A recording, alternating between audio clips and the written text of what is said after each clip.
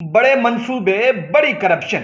15 बरस की हुक्मरानी के बाद अब जलावतनी के दिन आए रे। सिंध की 52 शख्सियात, साबिक विज़रा और कई साबिक सेक्रेटरीज के नाम ईसीएल में शामिल किए गए हैं। रफीक जमाली कहां फरार हुए हैं? मुकेश कुमार समेत 40 अफराद को नेब का बुलावा आ चुका है, जो कहते थे हमारा जीना मरना अवाम के साथ है।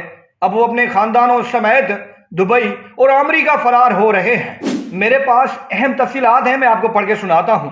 रफीक जमाली, मुकेश कुमार समेत कई साबिक विज़रा, सेक्रेटरीज और उनके खानदान के लोगों के गिर्द घेरा तंग हो गया है।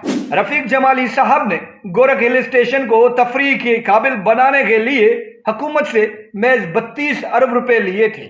अगर आप गोरख हिल स्टेशन जाएंगे, वहां से आपको चंद्रयान 3 पर जाने वाले रोबोट नजर आएंगे। जब चांद के वो नजारे न दिखे जो रफीक जमाली साहब देखना चाहते थे, अब वो पूरे टब्बर के साथ दुबई फरार हो चुके हैं।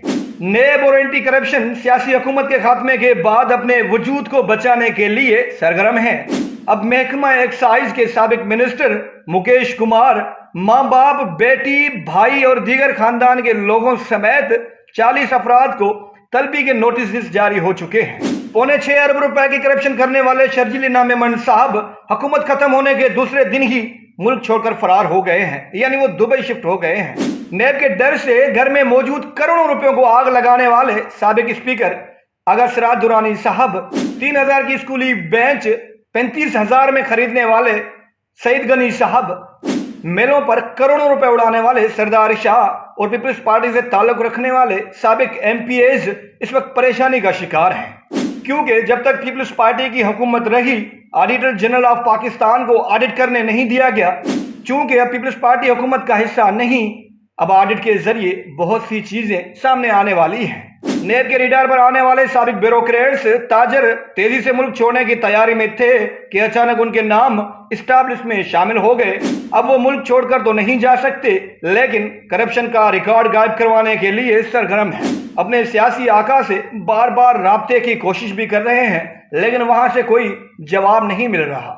नेब से गुजारिश है कि महज बयानात की हद तक कार्रवाई ना की जाए। जो लोग करप्शन में मुलवस हैं उन्हें अंजाम तक पहुंचाया जाए, ताकि इन दोनों इदारों की साख दोबारा बहाल हो सके। यहाँ आपको एक चीज बताता चलूं, हमारे यहाँ होता यह है कि अगर हमारा कोई बंदा 500 रुपए की चोरी करता है, पुलिस उसे पकड़ नहीं सकती तो उसके पूरे घर वालों को उठा लेती है।